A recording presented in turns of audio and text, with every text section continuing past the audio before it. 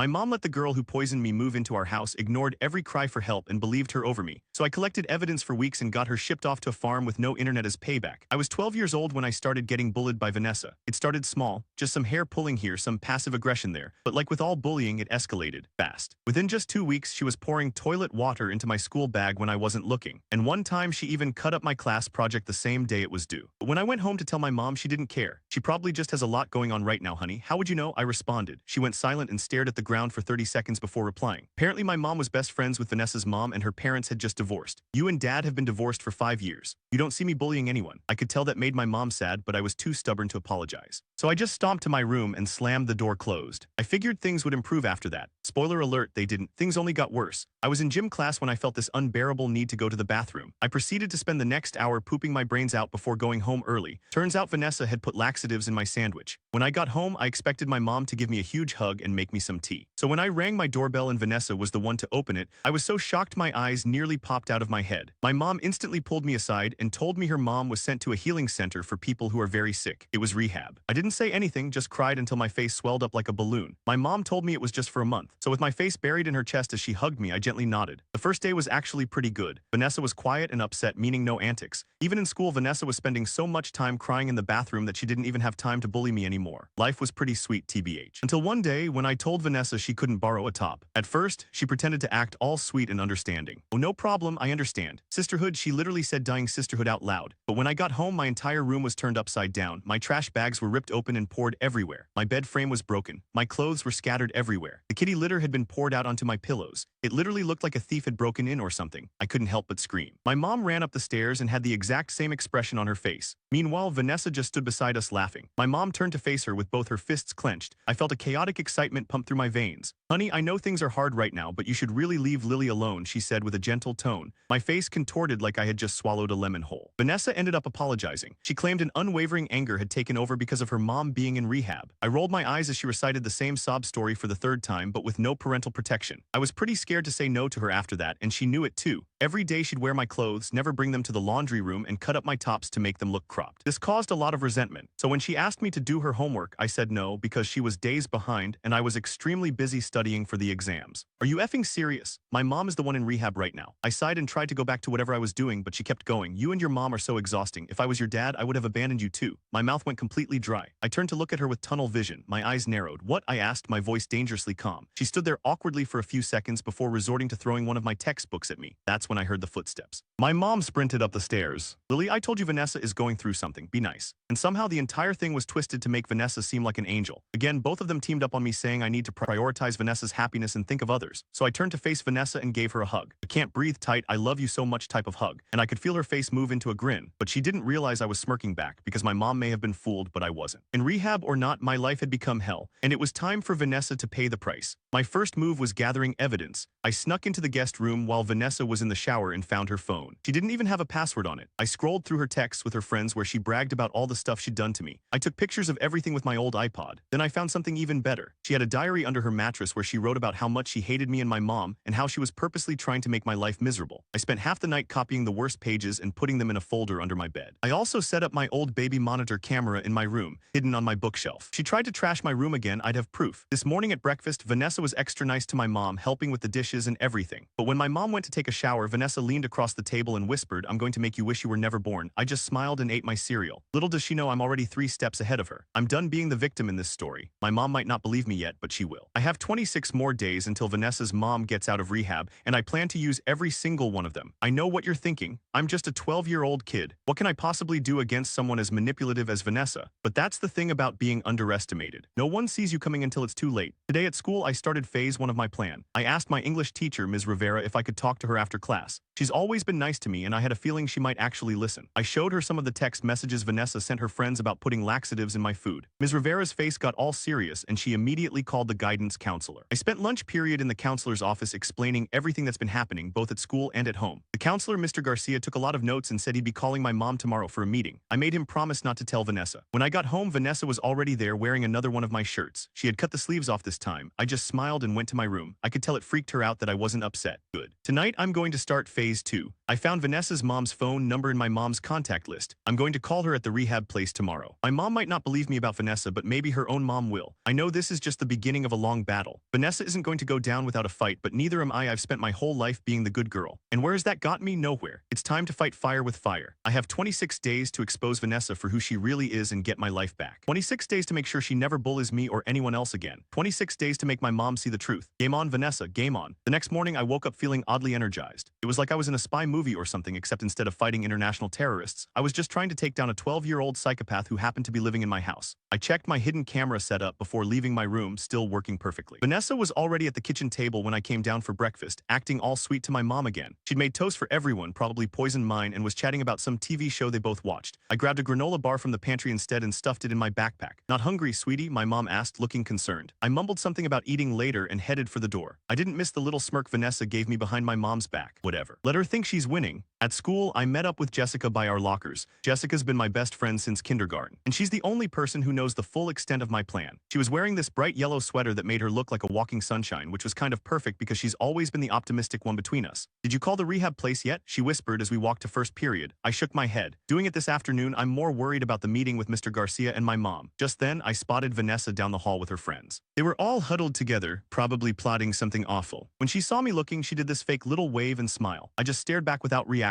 Her smile faltered a bit, which felt like a tiny victory. First period was math, which normally I hate, but today I was too busy planning to care about fractions. Mr. Garcia had told me he scheduled a meeting with my mom for after school, and I was trying to figure out how to make sure Vanessa wasn't there for it. The last thing I needed was her twisting everything around again. During lunch, I sat with Jessica and our friend David. David's kind of a computer nerd in a good way, and I was thinking he might be able to help me with some tech stuff for my plan. I was in the middle of explaining what I needed when I felt something cold and wet pouring down my back. I jumped up with a yelp. Vanessa was standing behind me with an oops expression, holding an empty juice bottle. Oh my gosh, I'm so sorry, she said in the fakest voice ever. I totally tripped. The back of my shirt was soaked with sticky apple juice. Some of it had even gotten in my hair. Everyone in the cafeteria was staring and a few kids were laughing. I took a deep breath. Normally, I'd probably cry or run to the bathroom, but that was the old Lily. Instead, I just grabbed my napkin, dabbed at my shirt, and sat back down. It's fine, I said calmly. Accidents happen. The look of confusion on Vanessa's face was priceless. She'd clearly expected me to freak out. When I didn't, she just kind of stood there awkwardly before stomping back to her table. I turned to see David had recorded the whole thing on his phone. Evidence, he said with a grin, holding up his phone. After lunch, I snuck out to the bathroom and called Vanessa's mom from one of the stalls. My heart was pounding so hard I thought it might explode out of my chest. When someone finally answered, I almost hung up. Cedar Springs Recovery Center, how may I direct your call? A woman's voice said. I asked for Vanessa's mom, Mrs. Peterson. There was a long pause, and then the woman told me that patients couldn't receive calls except during certain hours, but she could take a message. I left my name and number saying it was urgent about Vanessa. I wasn't sure if Mrs. Peterson would call back, but it was worth a try. By the time the final bell rang, my juice-soaked shirt had dried into a stiff, uncomfortable mess. I headed straight to Mr. Garcia's office for our meeting with my mom. To my relief, she was already there, looking confused and a little worried. Lily, what's going on? Mr. Garcia said it was important. I took a deep breath and pulled out my folder of evidence. For the next 20 minutes, I showed them everything. The texts, the diary pages, even the video David had taken at lunch. Mr. Garcia's expression got more and more serious, while my mom's face went from confused to shocked to something that looked almost like guilt. I had no idea it was this bad, she whispered, looking at a particularly nasty text where Vanessa bragged about destroying my science project. Why didn't you tell me? I tried, I said, trying not to sound too accusatory. You kept saying I needed to be more understanding because of her mom. My mom looked like she might cry. I'm so sorry, Lily. I thought you were just having normal girl drama. I never imagined she was doing all this. Mr. Garcia cleared his throat. Mrs. Parker, this is serious bullying behavior. If it were happening just at school, we would handle it with suspensions and counseling. But since Vanessa is currently living in your home, my mom nodded, her jaw set in a way I hadn't seen since the time a telemarketer tried to scam my aunt. I'll take care of it tonight. I felt a surge of relief so strong my knees actually wobbled. Finally, someone believed me. But when we got home, Vanessa wasn't there. My mom called her cell phone, but it went straight to voicemail. We waited for over an hour, my mom getting more and more worked up before we heard a car in the driveway. I peeked out the window and felt my stomach drop. It was Mrs. Thompson, Vanessa's mom's best friend, and Vanessa was with her, looking like she'd been crying. They came inside and Mrs. Thompson asked to speak to my mom alone. They went to the kitchen while Vanessa and I sat in awkward silence in the living room. She kept sniffling dramatically and giving me these little glances like she was trying to see if I was buying her act. I just stared at the TV, which wasn't even on. After what felt like forever, the adults came back. My mom looked conflicted. Lily, Vanessa's going to stay with Mrs. Thompson tonight, she said carefully. We'll talk more tomorrow. I couldn't believe it. it. But Mom, tomorrow, Lily, she said firmly. After they left, my mom tried to explain that Mrs. Thompson had already talked to Vanessa about everything, and she'd admitted to some poor choices but claimed I was exaggerating a lot of it. Apparently, Vanessa had put on this whole big show about how sorry she was and how she'd just been so upset about her mom. So you believe her again? I asked, my voice cracking. No, honey, I believe you, my mom said, pulling me into a hug. But Mrs. Thompson asked for one night to sort things out. Vanessa will be back tomorrow and we're going to have a serious talk with both of you. I went to bed that night feeling uneasy. Sure, my mom believed me now, but Vanessa was slippery. She'd already started damage control with Mrs. Thompson. What else was she planning? The next day was Saturday, which meant no escape to school. I woke up late around 10 and found my mom making pancakes downstairs. The doorbell rang just as I was pouring syrup on my stack. It was Mrs. Thompson again, with Vanessa hiding behind her. But something was different this time. Vanessa looked scared. Mrs. Thompson wasn't smiling either. Come in, my mom said, her voice neutral. We were just having breakfast. We all sat at the dining table in the world's most awkward pancake party. No one touched their food. Finally, Mrs. Thompson cleared her throat. I owe you both an apology, she said, looking at me and my mom. After I got home last night, I found some disturbing things on Vanessa's phone, things that confirm everything Lily has been saying. My heart did a little victory jump. Mrs. Thompson explained that she'd checked Vanessa's phone while she was in the shower and found not just the texts about me, but messages to her mom that had never been sent, horrible things about how she was glad her mom was locked up so she could finally have some fun. Vanessa stared at her plate the whole time, her face red. When Mrs. Thompson finished, my mom turned to Vanessa. Is this true? She asked quietly. Vanessa didn't answer, just gave a tiny nod. I've spoken with her mother this morning, Mrs. Thompson continued. She's extremely upset. She wants Vanessa to come stay with me until she's out of rehab, but understands if that's not possible given everything that's happened. My mom looked at me, clearly asking what I wanted. For a second, I almost felt bad for Vanessa. Almost? She can stay here, I said finally. But there need to be rules. And that's how we ended up with the Vanessa rules. She had to stay out of my room completely. She had to ask permission before borrowing anything. She had to do extra chores to make up for the damage she'd caused. And most importantly, if she bullied me or anyone else even one more time, she'd be sent to stay with her grandmother in Michigan, who was apparently super strict and lived in the middle of nowhere. The next week was weird. Vanessa was like a different person. Quiet, polite, always doing what she was told. At school, she avoided me completely. When she saw me in the hallway, she'd turn and walk the other way. My friends thought it was hilarious, but I couldn't shake the feeling that she was just biding her time. I was right. It happened during week 2 of her stay. I was sitting at my desk working on a history project when I heard a weird noise coming from the bathroom we shared. I paused my music and listened. It sounded like sniffling. Was Vanessa crying? I hesitated outside the bathroom door. Part of me thought it might be a trap, but what if she was actually upset? I knocked softly. Vanessa, you okay? The door opened a crack and her tear-stained face appeared. She looked awful, like she'd been crying for hours. My mom called, she whispered. She's not coming back. What do you mean? I asked, confused. Vanessa pushed the door open wider and showed me her phone. There was a text from her mom that said she decided to extend her stay at the rehab place and then visit her sister in California for a while. She's abandoning me, Vanessa said, her voice breaking just like my dad did. For a moment, I actually felt sorry for her. I awkwardly patted her shoulder and told her it would be okay, that her mom probably just needed more time to get better. Vanessa nodded and thanked me for being nice, even after everything she'd done. I went back to my room feeling weirdly conflicted. Maybe Vanessa really was changing. Maybe she just needed someone to be kind to her. The next morning, I woke up feeling like death. My throat was on fire, my nose was completely stuffed, and my head felt like it was full of concrete. I had a raging fever too. When my mom came to check on me, she immediately called the doctor. Must be that flu that's going around, she said, bringing me some tea and medicine. Vanessa had a touch of it last week, but it wasn't this bad. I spent the next 3 days in bed missing school and feeling like garbage. Vanessa was actually pretty nice, bringing me soup and even letting me borrow her iPad to watch Netflix since mine was broken. By the 4th day, I was starting to feel human again when I got a text from Jessica. Check Instagram now, it said, with about 50 exclamation points. I opened the app and nearly dropped my phone. Someone had made an account called Lily the Loser with a profile picture of me sleeping with my mouth open, drooling. There were at least a dozen posts, all pictures of me from the last few days looking awful with my red nose and messy hair, tissues scattered around my bed. The captions were even worse. Lily's natural state disgusting. And this is why she has no friends except losers like Jessica. I felt sick and not from the flu this time. There was only one person who could have taken those pictures. One person who'd been bringing me food and checking on me all week. I stormed out of my room, still in my pajamas, and found Vanessa in the kitchen with my mom. They were making cookies together like everything was normal. You posted pictures of me online? I yelled, shoving my phone in her face. Vanessa's eyes went wide. What? No, I would never do that. My mom took my phone and scrolled through the account, her face getting darker with each swipe. Vanessa, these were clearly taken inside our house, inside Lily's room. It wasn't me, Vanessa insisted, tears forming in her eyes. I swear someone must have hacked my account or something. My mom looked skeptical. Let me see your phone. I can't find it, Vanessa stammered. I think I left it at school yesterday. I knew she was lying. I'd seen her on it that morning. But before I could say anything, the doorbell rang. My mom went to answer it, leaving us glaring at each other in the kitchen. You're pathetic, I hissed. I actually felt sorry for you yesterday. Vanessa's fake tears dried up instantly. You should see what I'm posting tomorrow, she whispered, a nasty smile spreading across her face. I got some really good ones when you were throwing up on Tuesday. I was about to lunge at her when I heard voices from the front door. One of them them was definitely my mom, but the other was deeper. A man's voice that sounded vaguely familiar. We both turned as footsteps approached the kitchen. My mom appeared in the doorway looking flustered, and guess who was behind her? My dad. I hadn't seen him in almost 8 months. He lived in Ohio now with his new wife and their baby. He wasn't supposed to visit until summer, but here he was standing awkwardly in our kitchen in his work clothes like he'd come straight from the office. Dad, I managed, my voice croaky from both the flu and shock. Hey kiddo, he said, giving me a little wave. Heard you were sick. I looked at my mom questioningly. She shook her head slightly, looking as confused as I felt. I got a call that you were in the hospital. My dad continued, frowning. Something about severe dehydration from the flu, but you're clearly not in the hospital. We all turned to look at Vanessa, who had gone very pale. I might have called him, she admitted in a small voice. I was worried about Lily. My dad ran his hand through his hair, a gesture I'd almost forgotten about. So you're not critically ill. The call made it sound like you were on death's door, Lily. I had the flu, I said. I'm fine now. My mom turned to Vanessa, her voice deadly calm. You called Lily's father and told him she was hospitalized. Do you understand how serious that is? Vanessa shrugged, not meeting anyone's eyes. My dad looked between all of us, clearly sensing the tension. Maybe I should come back another time, he suggested. My mom shook her head. Actually, Joseph, could you stay for a bit? We need to talk about some things happening with the girls. The next hour was one of the weirdest of my life. We all sat in the living room while I explained everything Vanessa had done, from the laxatives to the Instagram account. My dad got more and more serious looking, occasionally glancing at my mom like they were having some silent parent conversation. When I finished, there was a long silence. Finally, my dad cleared his throat. I think he said slowly that this isn't a good living situation for either of you girls right now. My heart sank. Was I going to be sent away? It wasn't fair. I hadn't done anything wrong. I agree, my mom said, surprising me. Vanessa needs more supervision than I can provide while working full-time. Vanessa's head snapped up. What does that mean? My mom took a deep breath. It means I'm calling your grandmother tonight. You'll be going to stay with her until your mother is ready to come home. What? You can't do that. Vanessa shrieked, jumping to her feet. My mom left me with you. You can't just ship me off to grandma's boring farm. I'm not shipping you off, my mom said calmly. I'm finding you a more appropriate place to stay while your mother recovers, a place with full-time adult supervision. Vanessa turned to my dad, her eyes suddenly wide and pleading. Mr. Parker, please tell her she can't do this. My mom will be so upset. My dad looked uncomfortable but shook his head. This isn't my decision to make, Vanessa. But for what it's worth, I think Lisa's right. You need more support than she can give you right now. Vanessa's fake tears turned to rage in an instant. She stomped her foot and pointed at me. This is all your fault. You turned them against me. I hate you. She stormed off to the guest room and slammed the door so hard a picture fell off the wall. My parents exchanged a look. I'll make the call, my mom said quietly. The next few days were tense. Vanessa refused to come out of the guest room except for meals, where she sat in stony silence. Her grandmother was coming on Saturday to pick her up, and apparently she was not happy about the situation. On Friday afternoon, I came home from school to find the house weirdly quiet. My mom was still at work and Vanessa should have been home already. I called out, but no one answered. Figuring she was just giving me the silent treatment, I headed upstairs to my room. The moment I opened my door, I knew something was wrong. My closet door was open and clothes were strewn everywhere. My desk had been ransacked, drawers pulled out and papers scattered across the floor. But the worst part, my folder of evidence against Vanessa, the texts, the diary pages, everything was gone. I frantically searched everywhere, but it had vanished. So had my iPod with all the photos. Even my hidden camera was missing from its spot on the bookshelf. I heard the front door open downstairs and ran to the top of the stairs. It was Vanessa carrying a bulging garbage bag. Where is it? I demanded. What did you do with my stuff? She smiled sweetly up at me. What stuff? I have no idea what you're talking about. My folder, my evidence, my camera. I was practically screaming now. I know you took it. Vanessa shrugged, still smiling. Prove it. And that was the problem. Without my evidence, I couldn't prove anything. It would be my word against hers. Again, your mom already called my grandma, Vanessa said, heading for the stairs. So I guess you won. But good luck ever making anyone believe you again. I watched her saunter up the stairs and into the guest room, the garbage bag slung over her shoulder. I had a sinking feeling I knew exactly what was in that bag and what was about to happen to it. I needed to act fast. I called David, hoping he still had the lunchroom video on his phone. He did, but that was just one small piece of evidence. I needed more, and I needed it before Vanessa's grandma arrived tomorrow. That night at dinner, Vanessa was weirdly cheerful, chatting with my mom about how excited she was to see her grandma. My mom seemed relieved by the change in attitude, but I knew better. Vanessa thought she'd won. After dinner, I waited until everyone was occupied. My mom on a work call, Vanessa in the shower, and snuck into the guest room. I had to find that garbage bag before she destroyed everything. It wasn't in the closet or under the bed. I was about to give up when I noticed the window was open slightly, despite it being freezing outside. I looked out and saw the edge of something black poking out from behind the gutter, the garbage bag. She'd hidden it on the small roof section outside her window. I leaned out as far as I dared, straining to reach it, but it was just beyond my fingertips. What are you doing in my room? I nearly fell out the window in surprise. Vanessa was standing in the doorway, her hair wrapped in a towel, glaring at me. Nothing, I said quickly, pulling myself back inside. I was just looking for my hairbrush. I thought you might have borrowed it, right? She said sarcastically. Get out. I left, but not before noticing her phone sitting on the nightstand. Unlocked, an idea started forming in my head. I might have lost my original evidence, but maybe I could get something even better. The next morning was chaos. Vanessa's grandma was coming at noon, and there was a flurry of last-minute packing and preparations. I kept my head down, pretending to be busy with homework while watching Vanessa out of the corner corner of my eye. Around 11:3 my opportunity came. Vanessa went to take one last shower and my mom was outside bringing in the garbage cans. I darted into the guest room and grabbed Vanessa's phone. My hands were shaking so badly I could barely type, but I managed to open her messages and start scrolling. There were dozens of texts to her friends about me, each one worse than the last. I forwarded as many as I could to my own number before I heard the shower turn off. I quickly put the phone back exactly where I'd found it and slipped out of the room. My own phone was buzzing nonstop as the messages came through. There were so many. Screenshots of the Instagram account she'd made about me, plans to put laxatives in my food, even a message where she bragged about trashing my room. 10 minutes later, a car pulled into our driveway. Vanessa's grandma had arrived. She was a stern-looking woman with silver hair pulled into a tight bun. She barely smiled as my mom greeted her at the door. Vanessa came downstairs with her suitcase, looking like she was going to a funeral. When she saw her grandma, she put on a big fake smile and ran to hug her. "Oh, Grandma, I've missed you so much," she gushed. Her grandma patted her back awkwardly. "Hello, Vanessa, are you ready to go?" I stayed in the background, not wanting to make a scene, but as they were about to leave, I couldn't help myself. I stepped forward, phone in hand. "Mrs. Peterson," I said, trying to keep my voice steady. "Before you go, there's something you should see." Vanessa's eyes widened in panic. "We need to go, Grandma. We'll miss our flight." "There's no rush," her grandma said, looking at me curiously. "What is it, dear?" I handed her my phone, open to the messages Vanessa had sent about me. "I thought you should know what Vanessa's been doing while she's been staying here." Mrs. Peterson took the phone and began scrolling, her expression growing darker by the second. Vanessa tried to snatch the phone away, but her grandma held it out of reach. "Vanessa Christine Peterson," she said in a voice that could have frozen lava. "What is the meaning of this?" Vanessa's face crumbled. "They're lying. They're all against me because my mom's in rehab. They're trying to make me look bad." Her grandma continued scrolling, shaking her head. "These are from your phone, Vanessa, to your friends." She looked up at my mom. "Mrs. Parker, I owe you an apology. It seems my granddaughter has been less than honest about her situation here." My mom nodded, putting her arm around my shoulders. "It's been a difficult time for everyone." Vanessa was crying now, real tears this time. "I'm sorry, okay? I didn't mean it. I was just upset about my mom." Her grandma handed my phone back to me with a grim smile. "Thank you for bringing this to my attention, Lily. Rest assured, Vanessa will have plenty of time to reflect on her actions at my house. There's no internet and the nearest neighbor is 3 miles away." As they walked to the car, I heard Vanessa's grandma saying something about consequences and learning respect. Vanessa threw one last venomous look over her shoulder at me before getting into the car, and just like that, she was gone. My mom closed the front door and leaned against it with a huge sigh. "Well," she said finally, "that was intense." I nodded, suddenly feeling exhausted. "Yeah," she pulled me into a hug, squeezing me tightly. "I'm so sorry I didn't believe you sooner, Lily. I should have listened to you from the beginning." "It's okay," I said, and surprisingly, I meant it. Wasn't entirely okay yet, but it would be. That night, my dad came over again, this time planned. We ordered pizza and watched a movie together, just the three of us. It was almost like old times, except not really, but it was nice. As I was getting ready for bed, my phone buzzed with a text from a number I didn't recognize. "This isn't over, Lily Parker. Enjoy your victory while it lasts." I stared at it for a long moment before deleting it. Maybe Vanessa was right. Maybe this wasn't over. But I wasn't the same pushover I had been 3 weeks ago. If she wanted to continue this war when she eventually came back, she'd find I was ready. But for now, I had my room back, my life back, and most importantly, my mom back on my side. And after everything that had happened, that felt like enough of a win for me. I had no idea if I'd hear from Vanessa again after that text. Part of me hoped she'd stay at her grandma's farm forever, milking cows and picking vegetables and whatever else people do on farms, but I'm not that lucky. 2 weeks after Vanessa left, I was finally starting to feel normal again. My room was back to its usual mess, but like my mess, not someone deliberately trashed it mess. I was doing okay in school, and Jessica and I were hanging out almost every day. Then I got another text from that same unknown number. "Mom's coming home next week. Guess who's coming with her?" My stomach did this weird flip-flop thing. I showed the text to my mom, who frowned and called Mrs. Peterson, Vanessa's mom, right away. Turns out she really was coming home, but Vanessa was supposed to stay with her grandma for another month. My mom and Mrs. Peterson talked for like half an hour, and when she hung up, she looked relieved. Vanessa's mom agrees she should stay with her grandmother, she told me. She's making really good progress in rehab and doesn't want to risk any setbacks. I should have felt better, but something still felt off. Vanessa wasn't the type to give up so easily, and I was right to worry. The next day when I got home from school, there was a package on our doorstep with my name on it. No return address. I brought it inside and carefully opened it, half expecting a glitter bomb or something equally annoying. Instead, I found a plain white envelope and a cheap plastic bracelet, identical to the friendship bracelet Jessica had given me last year that went missing during Vanessa's stay. The note inside simply read, "I know where you sleep." Okay, so maybe that sounds super dramatic written out like that. But with Vanessa, I knew it wasn't just some empty threat. I showed my mom, who immediately called the police. They came over, looked at everything, and told us they couldn't really do anything since it wasn't an explicit threat. But they took the package and said they'd keep it on file. That night, I barely slept. I kept imagining Vanessa somehow sneaking into our house, standing over my bed with scissors or something. I ended up pushing my dresser in front of my door before finally falling asleep around 3 a.m. The next few days were quiet. Too quiet. I kept waiting for the other shoe to drop. Was she just trying to mess with my head? It was working if that was the goal. A week passed with nothing. Then on Tuesday, I walked into my classroom and froze. There, sitting in the back row like she'd never left, was Vanessa. Our eyes met and she gave me this super super fake smile and little finger wave. I felt like I was going to throw up. During lunch, I cornered our homeroom teacher, Mr. Davies, and asked him what was going on. Vanessa's mother requested she be allowed to finish out the school year here, he explained. Something about continuity and education. I understood she wouldn't be returning to your home, though. I nodded numbly and walked away. At least she wasn't living with us again, that was something. I managed to avoid her for most of the day, but as I was walking to my last class, she suddenly appeared beside me. "Miss me?" she asked, her voice sickly sweet. "Not even a little," I replied, walking faster. "That's not very nice," she said, keeping pace with me, especially after I brought you a present. I stopped walking. "What are you talking about?" She just smiled and continued down the hall, "You'll see." When I got home that afternoon, I checked every inch of my room, looking for whatever present she might have left. I found nothing, which somehow made it worse. Was she bluffing, or had I just not found it yet? I told my mom about seeing Vanessa at school. She looked worried but tried to reassure me. "She can't hurt you anymore, Lily. Everyone knows what she did now, and she's living with her mom, not us." But I couldn't shake the feeling that Vanessa wasn't done with me yet, and the next day at school proved me right. When I opened my locker before first period, dozens of small paper scraps fluttered out onto the floor. I bent down to pick one up and felt my blood run cold. It was a tiny piece of a photograph, my photograph. The one of me and my dad from last Christmas that I kept on my desk. Someone had cut it into confetti-sized pieces. I looked up and saw Vanessa watching from down the hall, that same smug smile on her face. I didn't give her the satisfaction of seeing me upset. I just calmly collected all the pieces I could find and put them in my backpack. But inside, I was freaking out. How had she gotten that photo? Had she been in our house again, or had she taken it before she left? That afternoon, I went to Jessica's house instead of going straight home. I needed to figure out what to do. Vanessa clearly wasn't going to leave me alone. "You need to go nuclear," Jessica said after I explained everything. "Like full-on, mutually assured destruction." "What does that even mean?" I asked, flopping back on her bed. "It means you need dirt on her that so bad she'll be too scared to ever mess with you again," Jessica explained like it was obvious. "I already tried that," I reminded her. "I had tons of evidence